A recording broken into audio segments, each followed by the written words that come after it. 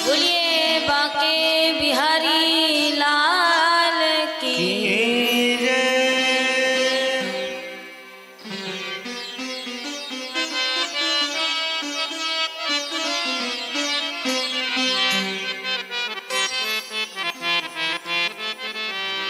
बड़ा ही सुंदर भाव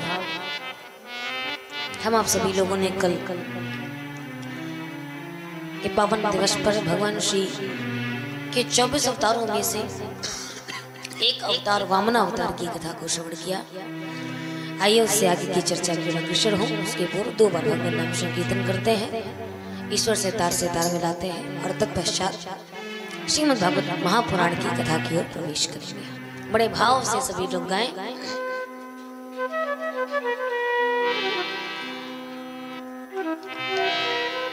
वामन रूप बनायो हरि ने वामन रूप बनायो, वामन रूप बनायो हरि ने वामन रूप बनायो, वामन रूप बनायो हरि ने वामन रूप बनायो, वामन रूप बनायो हरि ने वामन रूप बनायो,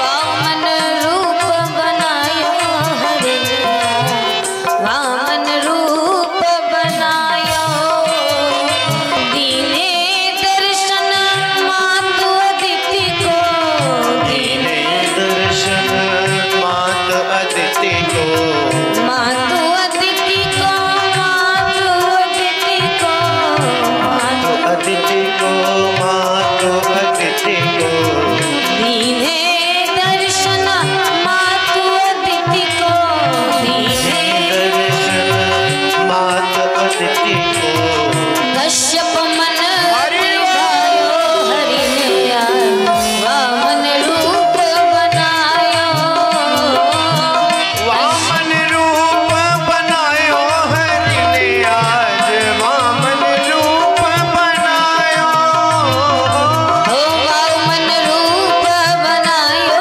हरि ने वामन रूप बनायो, वामन रूप बनायो हरि ने आज वामन रूप बनायो, भयो पतित उपेन्द्र प्रभु को, भयो पतित उपेन्द्र प्रभु को, भयो उपवीत उपेन्द्र प्रभु को, भयो पतित उपेन्द्र प्रभु को, वामन भगवान का एक नाम उपेंद्र भी है। उपेंद्र कैसे? क्योंकि अदिति मैया के पयोव्रत के प्रभाव से माँ अदिति के गर्भ से भगवान ने वामन रूप धारण किया। और आप सभी लोग जानते हैं अदिति मैया देवताओं की भी माता है। तो जब देवताओं की माता है तो देवताओं में सबसे बड़े पुत्र हैं इंद्र। तो इंद्र की माता भी अदिति है और वामन भगवान की माता भी अदिति है, इसलिए उन्हें इंद्र के छोटे भाई के रूप में उपेंद्र कहा जाता है। इसीलिए कहते हैं उपवीत उपेंद्र प्रभु को भयो, उपेंद्र प्रभु को, उपेंद्र प्रभु को, उपेंद्र प्रभु को, उपेंद्र प्रभु को, उपेंद्र प्रभु को, भयो उपवीत उपेंद्र प्रभु को, भयो उपवीत उपेंद्र प्रभु को, यज्ञोपवीत पहरायो हरि ने वामन रूप बनायो, वामन रूप बनायो हरि ने वामन रूप बनायो, श्याम दास पावन छवि ऊपर, श्याम दास पावन छवि ऊपर, मन मधुकर मंडरायो हरि ने वामन रूप बनायो, वामन रूप बनायो हरि ने वामन रूप बनायो, वामन रूप बनायो हरि ने वामन रूप बनायो, वामन रूप बनायो हरि ने वामन रूप बनायो, वामन रूप बनायो हरि ने वामन रूप बनायो,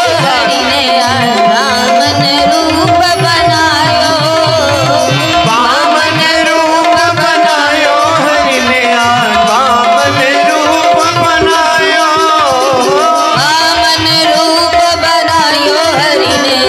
वामन रूप बनायो, वामन रूप बनायो हरि ने वामन रूप बनायो, वामन रूप बनायो हरि ने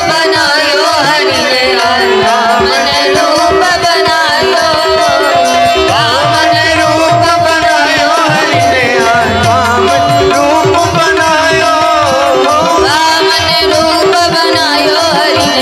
वामन रूप बनायो, वामन रूप बनायो हरि ने वामन रूप बनायो, वामन रूप बनायो हरि ने वामन रूप बनायो, वामन रूप बनायो हरि ने वामन रूप बनायो, वामन रूप बनायो हरि ने वामन रूप बनायो, वामन रूप बनायो हरि ने वामन रूप बनायो, वामन रूप बनायो हरि ने आज वामन रूप बनायो। बोले वामन भगवान की, श्री कृष्णचंद्र बिहारी लाल की जय, भक्तवत्सल भगवान की जय, श्री व्यास जी महाराज की जय जय, श्री राधे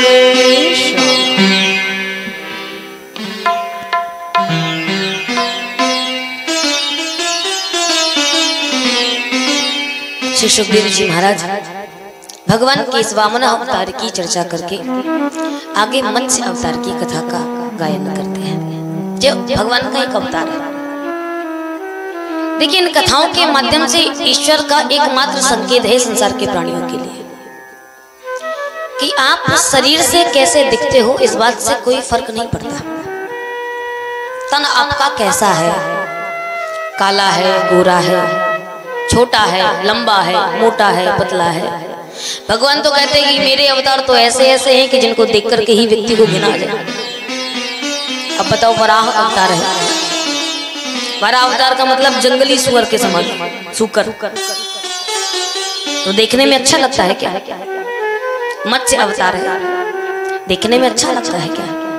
कच्छपा अवतार है, और इतना ही नहीं, भगवान श्री कृष्ण का भी अवतार है, तो कृष्ण भी कैसे? श्याम वर्ण, भगवान भी काले, इतने काले हैं कि उनका तो नाम ही जगत विख्यात कर दिया है। तो भगवान को तन से कोई फर्क नहीं पड़ता है, भगवान तो स्वभाव से रिझता है। संसार में, जगत में दो चीजें होती हैं, एक होता है प्रभाव और एक होता है स्वभाव।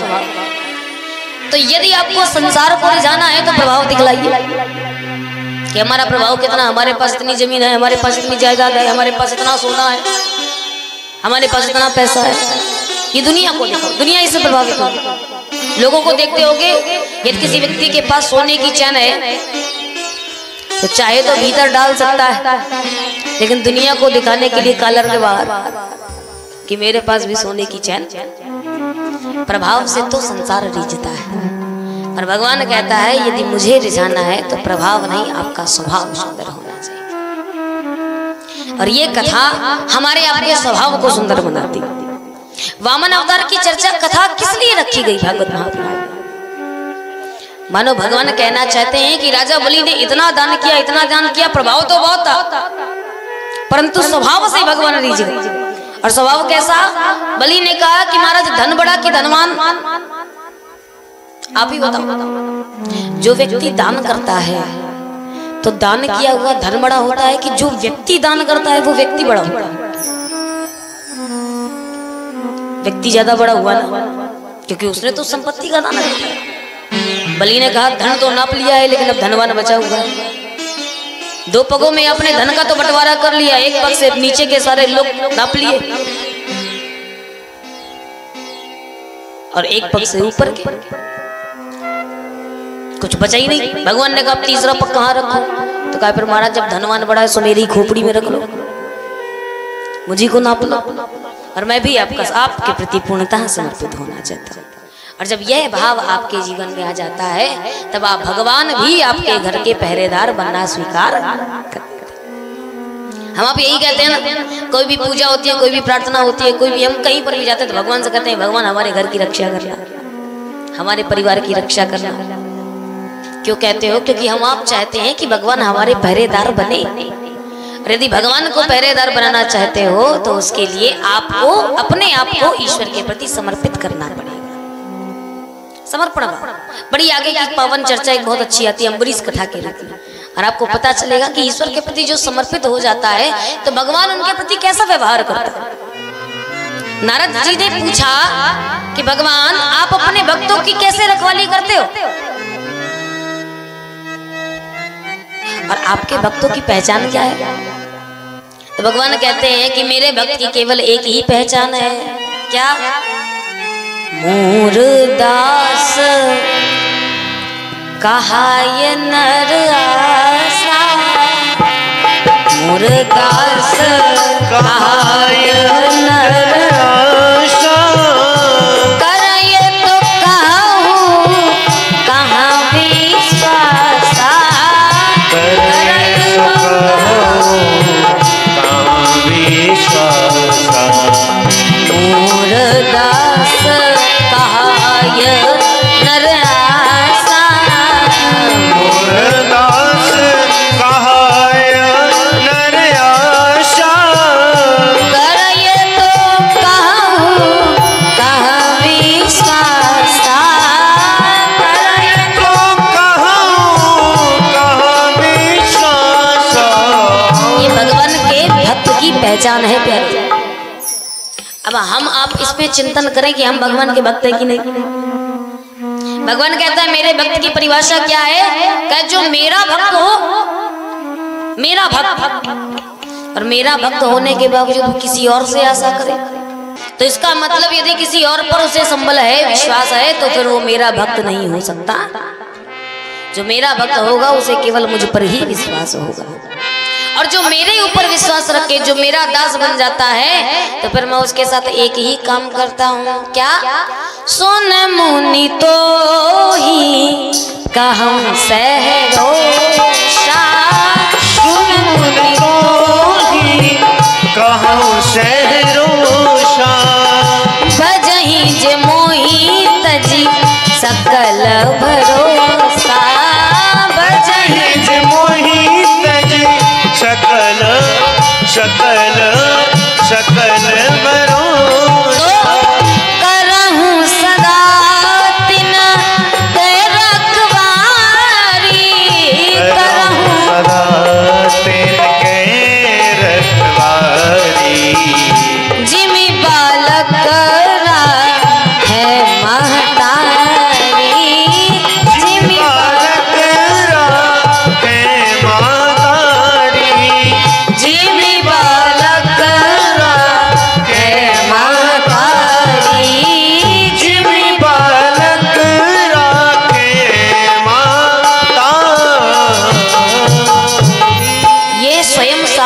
प्रभु की वाणी है कि भगवान अपने उस दास की रखवाली, भक्त की रखवाली इस प्रकार करता है जिस प्रकार से एक माँ अपने बालक की रक्षा करती है। और माँ कैसे करती है? कहे बच्चा, माँ अगर झाड़ू लगा रही है और झाड़ू लगाते लगाते बच्चा अगर तख्त पर बैठा है, ऊंचे स्थान पर बैठा है, तो माँ भले ही झाड़ू क्यों ना लगा रही हो, पर पूरा ध्यान अपने बच्चे पर रहेगा कि कहीं लुढ़क करके नीचे ना गिर जाए। माँ अगर चूल्हे पर भोजन पका रही है, रोटी बना रही है और बच्चा बगल पर बैठा है, तो भले ही रोटी बना रही हो, पर पूरा ध्यान अपने बालक पर रहेगा कि कहीं उसका हाथ धोखे से अग्नि में न चला जाए, कहीं मेरा बेटा जल ना जाए। तो इस प्रकार से, जिस प्रकार से माँ अपने बच्चे की रखवाली करती है, भगवान भी हम आपकी भक्तों की रखवाली करता है। तो शर्त यह है कि यदि आप चाहते हो कि हमारी रक्षा ऐसे हो, हमारे पहरेदार भगवान बने, तो आपको भी भगवान का भक्त बनना पड़ेगा। इसकी चर्चा श्री वामन अवतार में भगवान करते हैं। और इसके पश्चात मत्स्य अवतार की कथा सुनाते हुए कहते हैं कि सत्यकेतु नाम के राजा थे, जिनको एक बार स्नान करने के लिए समुद्र के पास में गए। और जैसे ही समुद्र के पास में गए, सो आचमन कर रहे थे, अर्घ दे रहे थे, तो उसी समय पर हाथ में एक मछली आ गई। और जैसे ही मछली आई तो उसको देख करके बड़ा दया भाव आया राजा के मन में। और राजा ने उस मछली को कहा कि ये समुद्र का जीव है, तो इसको समुद्र में ही छोड़ दो। तो समुद्र में ही जैसे ही छोड़ने लगे, तो बड़े आर्त भाव से उस मछली ने उनकी स्तुति करी, वंदना करी, प्रार्थना करी। और प्रार्थना करते हुए मछली कहती है कि महाराज, हमने सुना है कि राजा अपनी प्रजा का रखवाला होता है, और हम भी आपकी प्रजा ही हैं, तो हम आपसे प्रार्थना करते हैं कि मुझे किसी सुरक्षित स्थान पर डाल दो। क्यों? यहाँ पर बहुत ही विशालकाय जीव हैं और पता नहीं किस दिन मेरी मृत्यु हो जाए, कौन सा बड़ा जीव मुझको खा जाए, तो मेरे जीवन की रक्षा हो, इस कारण से मुझे किसी अच्छे स्थान पर रखो। इतनी सुंदर थी कि वो राजा मोहित हो गए, उसकी वाणी को सुन करके आर्त भाव से भर गए। और जब दया आ गई तो फिर दया के चक्कर में राजा ने कहा ठीक है भैया, ले चलो इनको, महल में ले चले और एक बड़े से पात्र में जल रख करके उस मछली को उस पर डाल दिया। और जैसे ही डाला, डालने के बाद अगले ही दिन प्रातः काल उठ करके जब भगवान राजा ने उनको जाकर के देखा, तो देखा कि मछली रो रही है, और रो रही है, लेकिन उस पात्र से बढ़ गई, आकार बढ़ गया। और जैसे ही आकार बढ़ा तो कहा महाराज, ये इस पात्र में मैं नहीं आ रही हूँ, मुझे किसी बड़े पात्र में डालिए, ये पात्र मुझे कष्ट दे रहा है, मेरे लिए कष्टदायी है। तो जैसे ये कहा तो राजा ने सोचा कि एक ही दिन में, ये एक रात में मछली इतना कैसे बढ़ सकती है। आश्चर्य में तो भर गए, परंतु उसको उठा करके फिर बड़े से पात्र में रखा गया। जब बड़े पात्र में रखा तो फिर अगले दिन देखा, तो अगले दिन उस पात्र से भी अधिक बढ़ गई, इतनी बढ़ गई कि उस पात्र में भी नहीं समा रही थी। तो फिर अंत में अपने ही राज्य के जलाशय में उसको डाल दिया, तालाब में डाल दिया। और जैसे ही तालाब में डाला तो अगले दिन फिर देखा, तो अगले दिन वो तालाब से भी बड़ा आकार ग्रहण कर लिया। और जब तालाब से भी बड़ा आकार ग्रहण कर लिया, फिर रोने लगी। तो सत्यकेतु ने बड़े परेशान हो गए, कहा आखिर ये चल क्या रहा है। समझ में तो आया ये कोई माया भी है, परंतु समझ नहीं पा रहे थे और उसके चक्कर में फंसते चले जा रहे थे। सो उठाया, जलाशय से उठा करके नदी में डाल दिया। अगले दिन जाकर के देखा, सो वो नदी से भी आकार बढ़ा लिया था। तो गत्ता उठा करके समुद्र में ही फेंक, कहा भैया तुम जहां से आई हो सो वहीं चली जाओ, हम तुम्हें कहीं और नहीं रख सकते। और जैसे ही समुद्र में डाला, तो समुद्र में जाते ही उस मत्स्य ने विशाल काय चतुर्भुज रूप धारण भगवान का ध्यान धारण शरीर धारण कर लिया। बोलिए भक्त वत्सल भगवान की जय। और जैसे ही भगवान को देखा तो राजा हाथ जोड़ करके प्रार्थना करने लगे। भगवान के सामने हाथ जोड़ा तो भगवान ने कहा कि महाराज ये मेरी एक लीला है, और इस लीला के माध्यम से मैं आपको कुछ बताना चाहता हूँ कि आज से कुछ दिनों बाद ही सृष्टि का प्रलय होने वाला है। तो सृष्टि के प्रलय के समय पर आप संपूर्ण पृथ्वी के तत्वों को लेकर के मैं समुद्र में, इसी समुद्र में एक नाव भेजूंगा, उस नाव में चढ़ जाइएगा और नाव में चढ़ करके उस नाव को उस पार ले जाइएगा, जिससे सृष्टि का प्रलय हो तो भी पृथ्वी के तत्वों का नाश ना हो। और ये यहाँ से संकेत पाए सत्यकेतु ने उसी प्रकार से किया। भगवान के मत्स्य अवतार की ये कथा श्री सुखदेव जी महाराज ने परिचित सुनी। बोलिए गोविंद भगवान की। इसके पश्चात नवम स्कंद की चर्चा आती है, जिसमें भगवान के रामचंद्र जी के जन्म की चर्चा बड़े ही विस्तार से, वैसे तो भागवत में तो संक्षेप में ही है, 2 ही श्लोकों में श्री रामचंद्र जी के पूरे जीवन की चर्चा आती है, लेकिन हम आप लोग श्रवण करें। उससे पूर्व वंशावली का वर्णन करते हैं।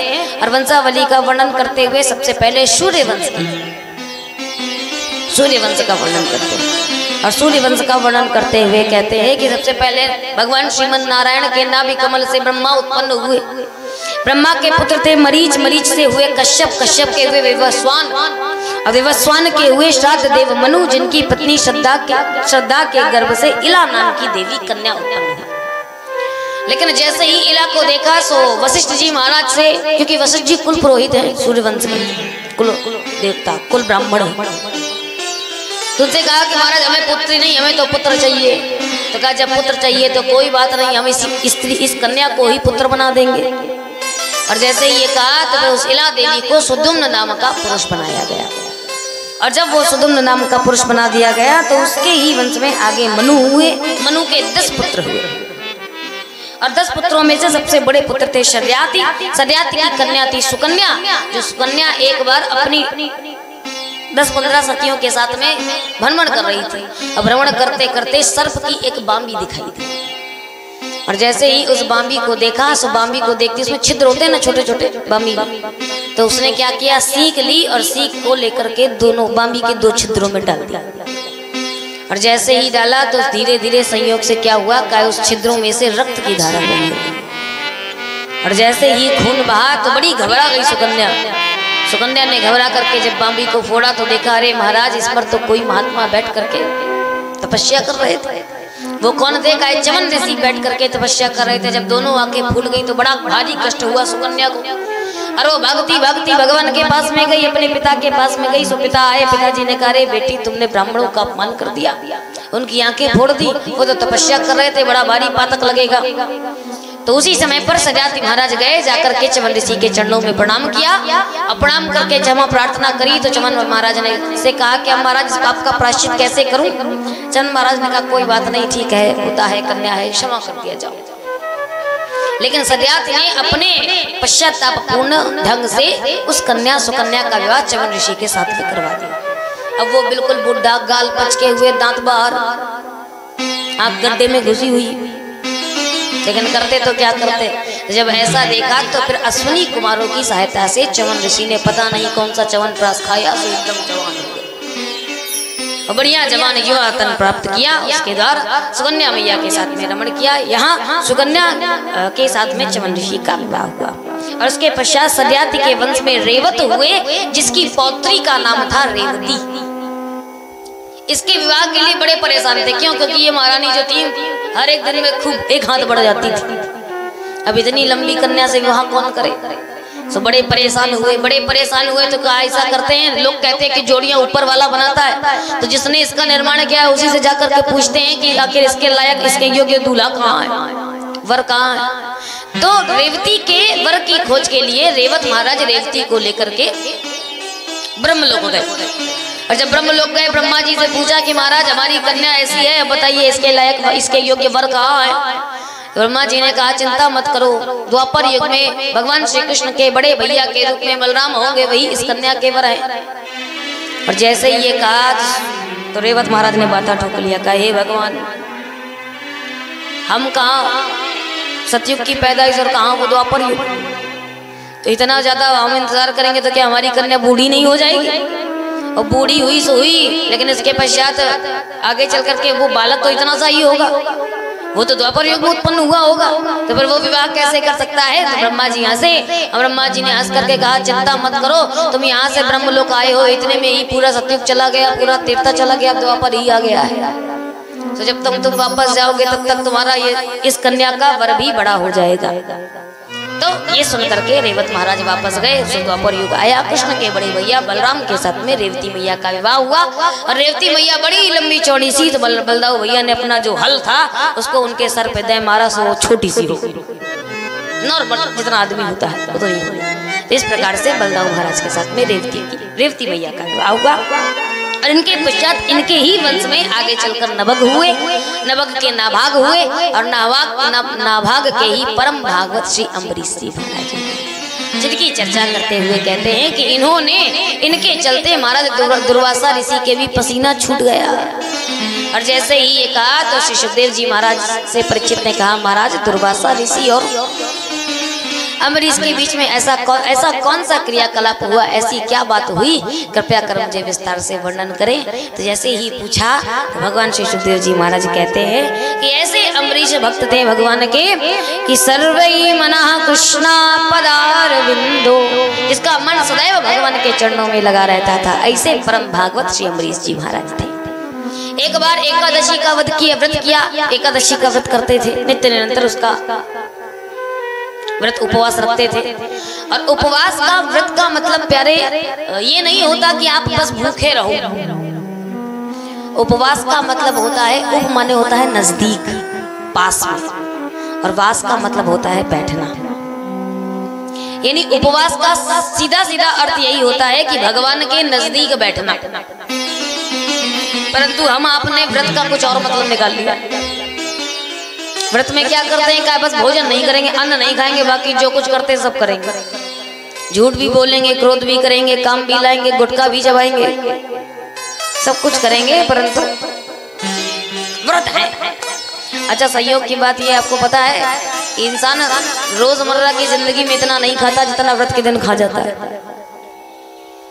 हाँ, सही बात है। हम लोग नवरात्रि में कथा कहने के लिए गए थे, सो एक परिवार में रुके थे, वो नवरात्रि व्रत थे, और व्रत थे तो हमसे तो भैया भूखा रहा नहीं जाता, बड़ी मुश्किल से हमसे नवरात्रि रह पाते। तो हम पूछे, भैया इतनी मना शक्ति इतनी मजबूत कैसे ला पाती है आप, इतना पूरा भूखा और रह लेती। तो हमने सोचा कि जरा पूछा जाए, तो मैया से पूछा, मैंने कहा मैया ये बताओ, आप भूखी रहती हो, ये बताओ आपको भूख नहीं लगती क्या, व्रत रह लेती हो, आपका मन नहीं करता कुछ भोजन करने का? कहा अब बेटा व्रत है तो व्रत तो रहना पड़ेगा। हमने कहा तो कैसे रहती हो, कुछ नहीं खाती हो, परेशान नहीं होती हो, कमजोर नहीं होती हो? कहना नहीं, कुछ तो खाते, कुछ तो खा ही लेते। तो हमने कहा फिर व्रत में मैया क्या खाती हो?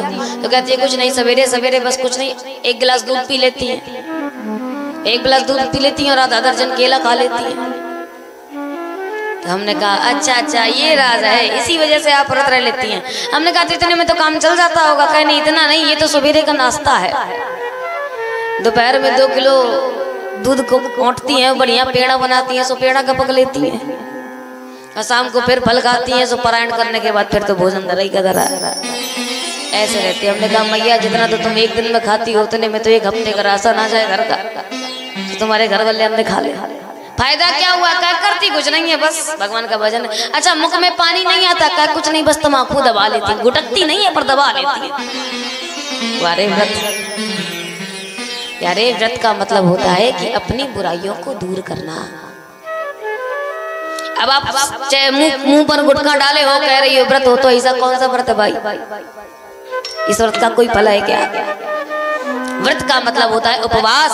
उपवास का मतलब ईश्वर के नजदीक, और ईश्वर के नजदीक आप तब जाओगे जब आप अपनी कोई ना कोई बुराई का त्याग, व्रत रखो, और जैसे ही व्रत रखो तो एक बुराई का त्याग करो। आज से भगवान हम झूठ नहीं बोलेंगी, ये हम आपको दान करती है। आज से भगवान हम किसी की चुगली नहीं करेंगे, ये हम आपको दान करती है। और जब धीरे धीरे करके बुराई नष्ट हो जाएगी तो अपने आप ही भगवान में मन लग जाएगा, भगवान का कीर्तन करने लग जाओगे, भगवान का भजन गाने लग जाओगे। और जब भगवान का भजन गाने लग जाओगे तो वही उपवास का सच्चा अर्थ माना जाएगा। अम्बरीश जी महाराज एकादशी का व्रत, और कहते हैं कि जो वैष्णव होते हैं, जिन्होंने वैष्णव संप्रदाय से दीक्षा ली होती है, वैष्णव जो बने होते हैं, ऐसे लोगों को एकादशी का व्रत अवश्य रखना चाहिए, अवश्य रखना चाहिए। जो व्यक्ति वैष्णव होते हैं और वैष्णव होकर के एकादशी को यदि भोजन करते हैं तो उन्हें नरक में जाकर के उतने ही कीड़ों का सेवन करना पड़ता है। हम नहीं कह रहे, गरुड़ पुराण कहती है उतना ही कीड़ा। और या तो फिर अगर आपसे नहीं भूख आ जाता तो फिर यदि एकादशी को भोजन करें तो हर भोजन में तुलसी दल डाल करके भगवान का भोग अवश्य, क्योंकि भोग लगाने के बाद फिर वो भोजन नहीं रह जाता, फिर वो प्रसाद बन जाता है। और जब प्रसाद बन जाता है तो प्रसाद को ग्रहण करने में कोई दोष नहीं लगता है। इसलिए पहले तो वैष्णव हो तो एकादशी को कदापि भोजन मत करें, और यदि करते हैं तो तुलसी दल डाल करके उसका भोग लगा करके भगवान का। अम्बरीश जी महाराज एकादशी का व्रत रखते हैं, और एकादशी का व्रत किया तो एक दिन एकादशी का एक बार व्रत किया और दुर्वासा ऋषि को द्वादशी पारायण के लिए बुला लिया। और जैसे ही बुलाए तो द्वादशी प्राण के लिए आए तो अम्बरीश जी महाराज से दुर्वासा ऋषि ने कहा, महाराज आप अभी थोड़ा देर के लिए इंतजार करें, प्रतीक्षा करें, मैं मध्याह्न काल की संध्या करके आता हूँ, पूजा करके आता हूँ। तो इतना कह करके दुर्वासा ऋषि चले गए। सो अम्बरीश ने कहा कि महाराज ऐसा ना हो, क्या कहे महाराज, पता नहीं कितनी देर तक आएंगे और तब तक कहो द्वादशी की तिथि ना निकल जाए, समय ना निकल जाए।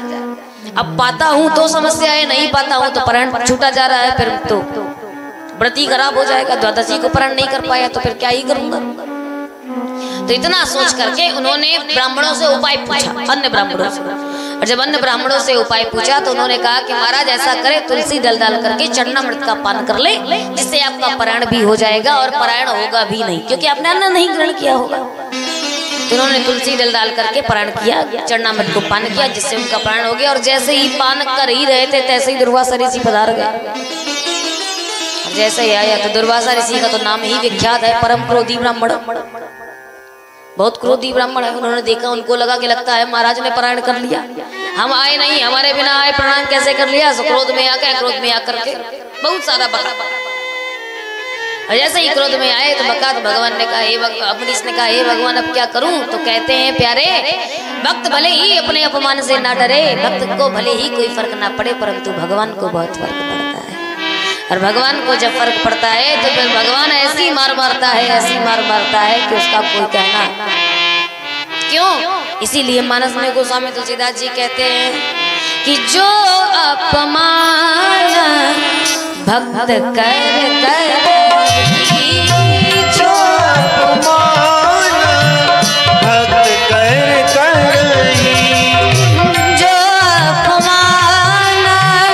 भक्त कर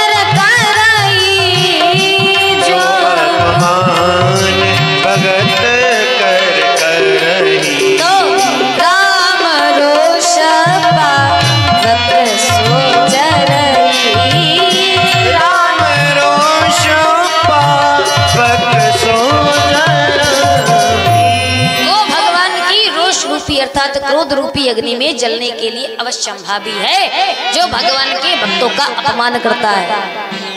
परंतु जो भगवान के भक्तों के चरण पकड़ ले उनका क्या होता है।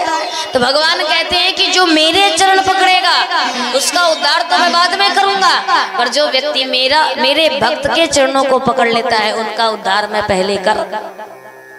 गजग्रह की कथा हमको यही तो सिखाती है।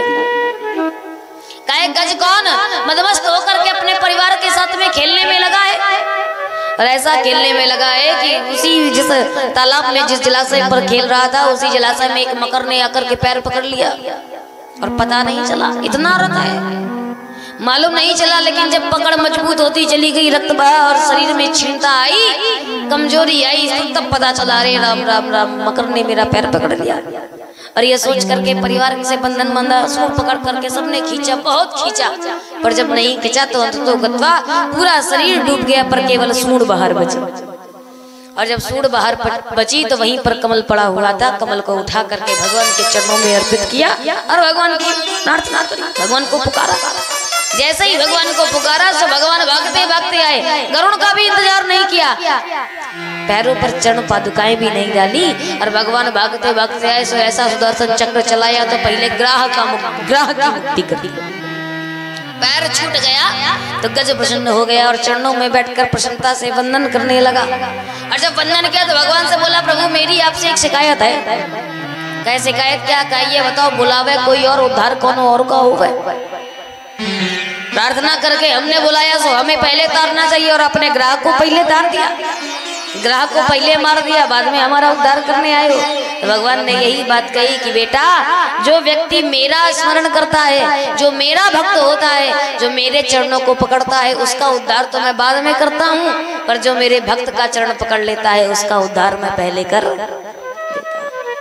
इसलिए कहते हैं संतों महात्माओं के चरणों को पकड़िए, भक्तों के चरणों को पकड़िए। यदि आपने संतों का सत्संग कर लिया, गुरु के चरणों में प्रीति रख ली, विश्वास रख लिया, तो फिर भगवान संसार सागर से तारने में फिर कभी देरी नहीं लगाएगा, कभी नहीं लगाएगा। गुरु के चरणों में प्रेम रखिए, भक्त के चरणों में प्रेम रखिए। और इधर दुर्वासा ऋषि ने भगवान के भक्त का अपमान किया, तो जैसे ही अपमान किया भगवान को परम क्रोध आ गया, तो पर भगवान ने क्रोध में भर करके सुदर्शन चला दिया। अब सुदर्शन मारे क्रोध के इतनी अग्नि छोड़ता हुआ दुर्वासा ऋषि के पीछे पीछे लग गया। तीनों लोक में भागे पर फिर भी किसी ने भी उनकी रक्षा नहीं करी। काहू न बैठन कहा न होई, काहू न बैठन कहा न होई, काहू न बैठन कहा न होई, राखी को सकल राम कर द्रोही, राखी को सकल राम कर द्रोही। अब इसी प्रकार से तीनों लोकों में ब्रह्मा विष्णु महेश सबके पास में गए। यद्यपि स्वयं शिव के अवतार है दुर्वासा ऋषि, लेकिन फिर भी किसी ने भी नहीं बैठाला। क्यों? क्योंकि पीछे भगवान का चक्र लगा है। और जब किसी ने नहीं कहा तो भगवान विष्णु के पास में गए। अब विष्णु जी से कहा हमारे बाकी सबका तो ठीक है, लेकिन आपका ही सुदर्शन है और आप ही नहीं बचा पाओगे। भगवान ने कहा भैया हम आपको नहीं बचा सकते। क्यों? कहा आपको तो वही बचा सकता है जिसका अपमान करके आए हो। अरे आप तो सर्वशक्तिमान हो, आप तो परम स्वतंत्र हो, कुछ भी कर सकते हो। नारद जी ने कहा था परम स्वतंत्र न सिर पर कोई। भगवान ने कहा ये तो आपका भ्रम है कि हम परम स्वतंत्र हैं, मैं भी पराधीन हूँ। भगवान कहते मैं भी पराधीन। कहे किसके? कहे अहम भक्त पराधीन या स्वतंत्र एव द्विजः। मैं भक्तों के पराधीन हूँ और मैं भक्तों के ऐसे पराधीन हो जाता हूँ। साधु विरहग्रस्त हृदय भक्तैर भक्त जन प्रिया। जो मेरे चरणों में प्रीति रख लेते हैं, जो मेरे भक्त बन जाते हैं, मैं उन भक्तों के पराधीन हो जाता हूँ। किस प्रकार से? दुर्वासा ऋषि ने कहा आप तो परम स्वतंत्र हैं और आप भक्तों के वशीभूत पराधीन कैसे हो जाते हैं? तो भगवान कहते हैं जिस प्रकार से व्यक्ति का नया नया विवाह होता है, उदाहरण कितना अच्छा दे रहा है। व्यक्ति का नया नया विवाह हुआ होता है तो इस कन्या जो वधू होती है वो बड़ी सहमी सहमी सी डरी डरी सी घर में प्रवेश करती है। पर जैसे ही घर में प्रवेश करती है तो अपने सेवा भाव से, अपनी संलग्नता से, अपने विश्वास से घर को अपनी सेवा भाव से ऐसे बांध लेती है कि एक समय ऐसा आता है कि पति देवता यदि देर में आवे तो पति देवता डरते डरते अपने ही घर में प्रवेश। हाँ की ना? एक वो समय होता है जब नई नई पत्नियां आई होती हैं तो वो डरी डरी आती हैं, और जब कुछ समय बीत जाता है 10-15 साल हो जाते तो फिर पति देवता डरते डरते आपका भगवान समय ज्यादा हो गया है, सो ऐसा ना हो पता नहीं कल्लू की अम्मा हमको कितना सुनाएगी, भय लगता है। तो इसी प्रकार से भगवान कहता है कि पहले तो इतनी दीन मन के आती है भक्ति, इतनी करुण भाव से कि मैं प्रसन्न हो जाता हूँ और प्रसन्न हो करके अपने ग्रह में प्रवेश दे देता हूँ। और जब ग्रह में प्रवेश हो जाती है तो अपने सेवा भाव से मुझे ऐसा प्रसन्न करती है, ऐसा प्रसन्न करती है कि फिर मैं उससे डरने लग जाता। भगवान कहते हैं वसी कुर्वन्ति मां भक्त्या सत स्त्रियः सत्पतिं यथा। जिस प्रकार से सत्यवती स्त्री पतिव्रता स्त्री जिस प्रकार से धर्मवान पुरुष को अपने वश में कर लेती है, उस प्रकार से भक्त भी भगवान को अपने वश में कर लेता है।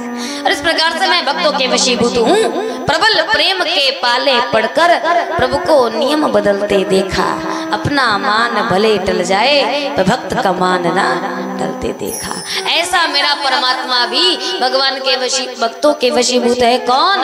कहे शेष दिनेश महेश गणेश सुरेश जाहि निरंतर ध्यावे। शेष महेश दिनेश गणेश सुरेश जाहि निरंतर ध्यावे। जाहि अनादि अनंत अखंड अछेद अभेद सुवेद बतावे। जाहि अनादि अनंत अखंड अछेद अभेद सुवेद बतावे। नारद से सुख व्यास रटे पछिहारे तो पुनि पार न पावे। नारद से सुख व्यास रटे पछिहारे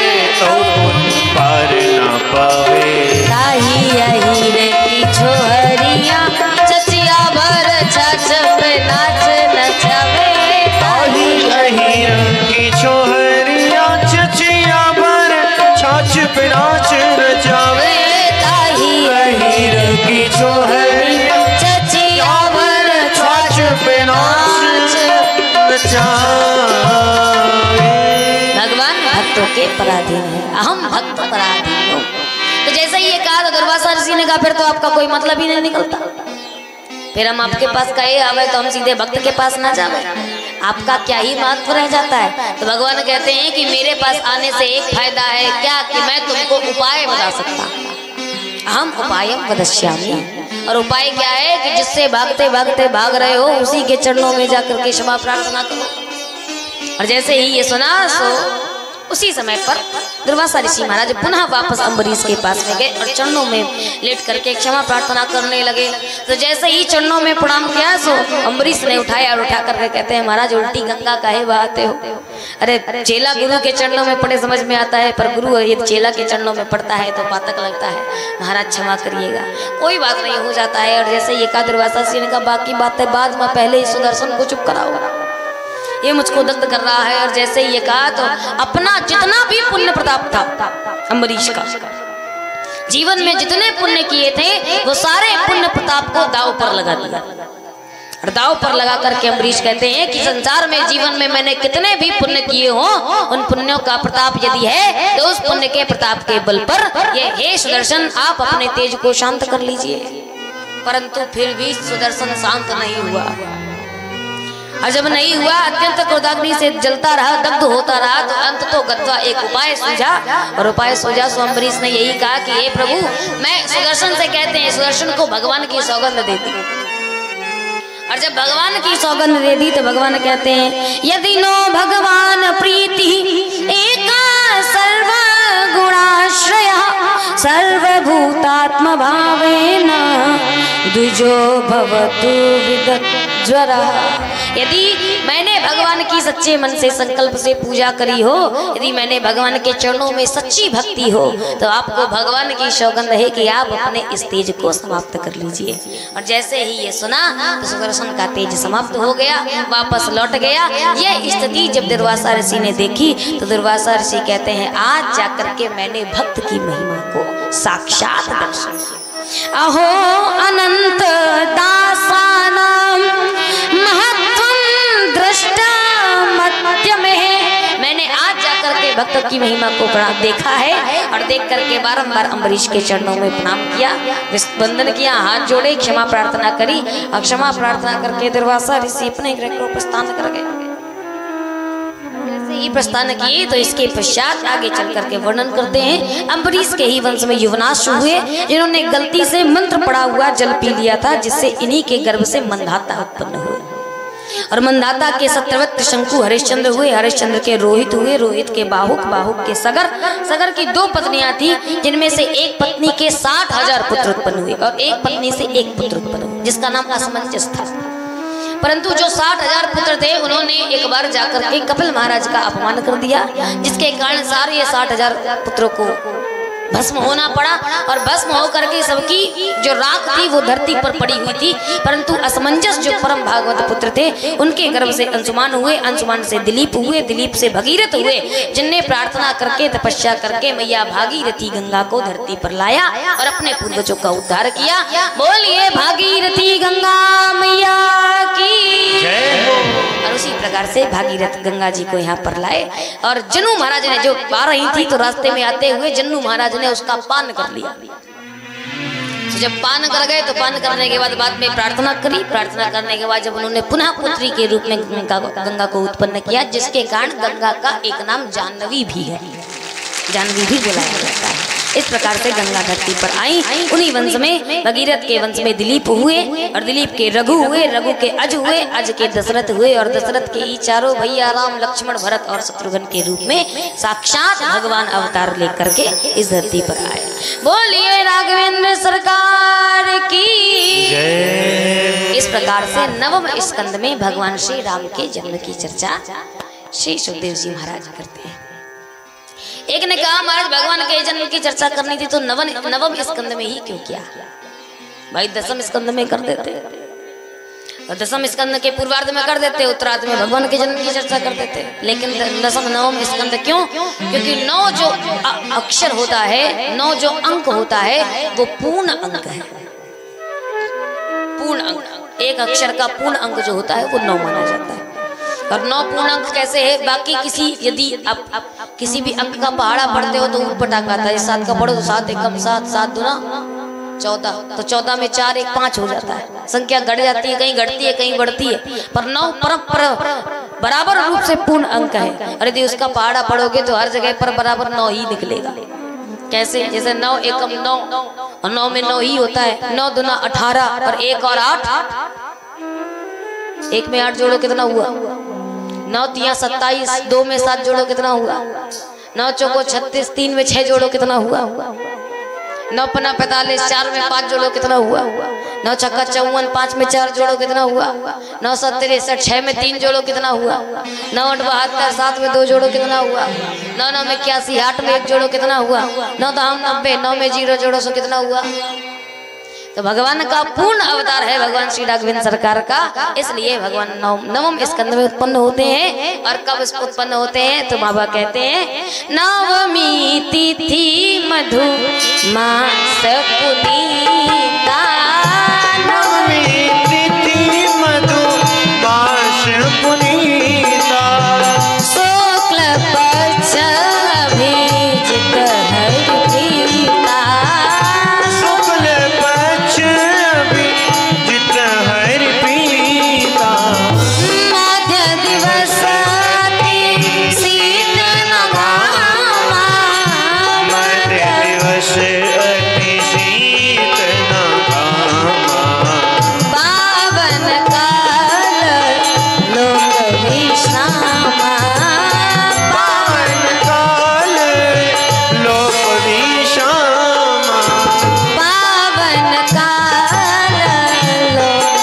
विश्रामा, पावन काल लोक विश्रामा, लोक विश्रामा। लोक विश्रामा। सिर्फ 2 श्लोकों में पूरी रामचरितमानस सुखदेव जी महाराज ने भागवत में समाप्त कर दी। पूरी रामचरित। ऐसे भगवान श्री राम जो अपने माता पिता की आज्ञा को पा करके वन को गमन किया, और वन गमन करते समय जिनके मन में कोई क्लेश नहीं था, मन में कोई द्वेष नहीं था, कोई संताप नहीं था, ऐसे भगवान वन में जाते हैं और अपने पद पदाम्बों को प्रणाम करने वाले, चरणों में भक्ति रखने वाले भक्तों का उद्धार करते हैं। और भक्तों का उद्धार करते करते भगवान जो सूर्पनखा का नाक कान काटते हैं, काटने के बाद जो सूर्पनखा जाकर के अपने भाइयों खरदूषण को बुलाती है, और खरदूषण से जब बात नहीं बनती तो जाकर के 10 खोपड़ी वाले रावण की ओर जाती है। 10 खोपड़ी वाला आदमी ज्यादा विद्वान होकर परम विद्वान व्यक्ति सोचता है कि खरदूषण मोहि सम बलवंता, खरदूषण मोहि सम बलवंता, तिनहि कुमार जिनो भगवंता, तिनहि कुमार बिनु भगवंता। भगवान के बिना उन्हें कोई मार नहीं सकता। अर्थात पृथ्वी पर भगवान आ चुका है, और जब आ गया है तो मैं जाया बैर हटी करी हूँ। जबरदस्ती बैर टहन करके गया और जाकर के मरीच मामा का संग ले लिया। संग लेकर के स्वर्ण का मृग बने, और स्वर्ण का मृग बन करके सीता मैया को भ्रमित किया। सीता मैया ने मृग की छाल की मांग करी, भगवान श्री राम पीछे पीछे गए, और जाने के बाद में सीता मैया का यहाँ रावण हरण करके ले गया। उधर भगवान ने ढूंढते ढूंढते घूमने के बाद गीत का उद्धार किया। गीत का उद्धार करने के बाद आगे चलने के बाद मैया सबरी से मिले, सबरी मैया का मिलन हुआ, सबरी से सुग्रीव से मिले, भगवान हनुमान जी से मित्रता हुई, सुग्रीव से मित्रता हुई, बाली का वध हुआ। और बाली को मारने के बाद भगवान ने सारे जितने वीर बंदर थे सबको उठा करके समुद्र के तट पर जाकर आए।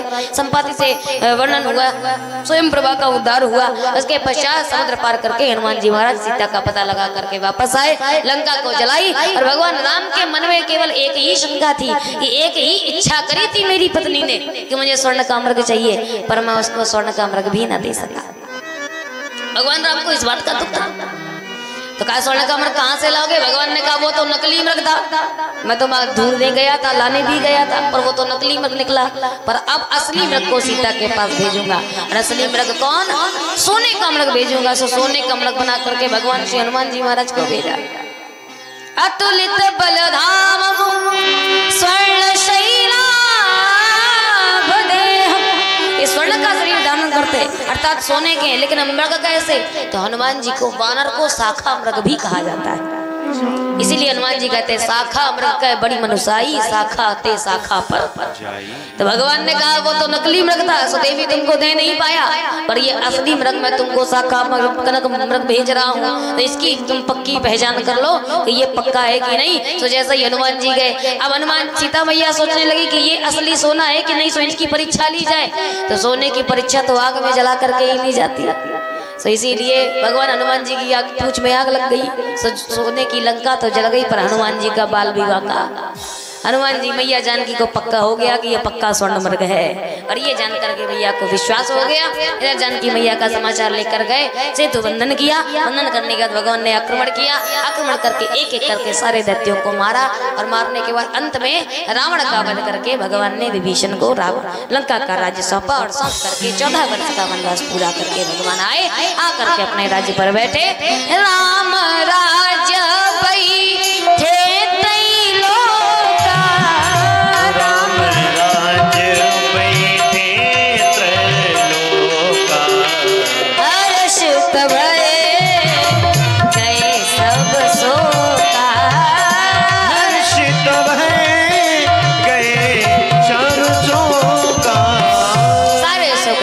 थे हो गया। इस प्रकार से संक्षेप में भगवान श्री राम की कथा का वर्णन किया, परंतु हम एक विशेष प्रसंग उठा करके भगवान की चर्चा को थोड़ा सा इस तरह से समझते हैं और राम जन्म की बड़ी पावन चर्चा करते हैं, और उसके पश्चात आगे बड़े ही पावन भाव से भगवान श्री कृष्ण का जन्म करेंगे। कहे कि हमारे कल तो भगवान ने इतना भयंकर बवंडर लाया कि भगवान पैदा ही नहीं हो पाए, सो क्या किया जाए। अब ऐसा बरसा है कि हम तो पब्लिक तो भीगी भीगी, साथ में हमों को भिगा डाले, तो क्या ऐसा करो फिर कल ही भगवान का जन्म हो। सो आज भगवान श्री कृष्ण के जन्म की चर्चा पहुंचने का प्रयास करते हैं। तो राम जन्म की बड़ी पावन चर्चा करते हैं, उससे पूर्व आइए भगवान नाम संकीर्तन करें। गोविंदा गोपाला भज मुरली मनोहर नंदना,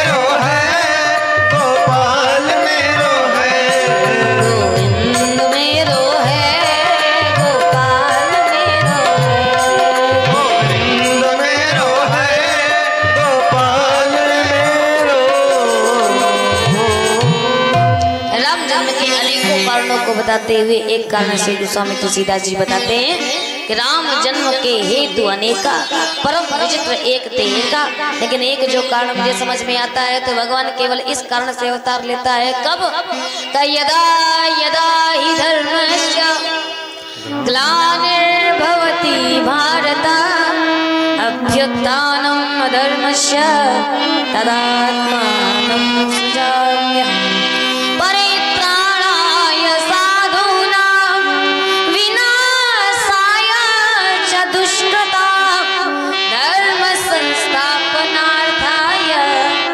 संभवामि युगे युगे।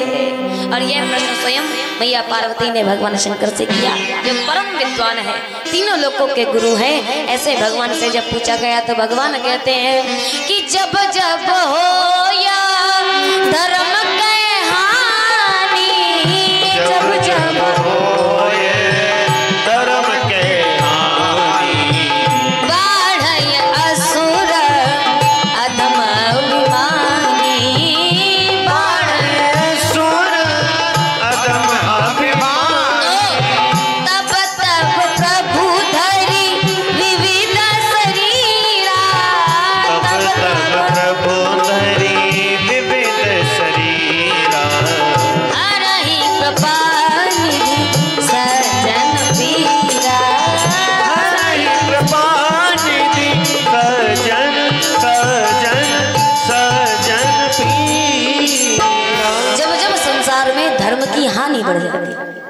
और धर्म की हानि का मतलब ये नहीं कि धर्म घट गया, ये धर्म समाप्त हो गया।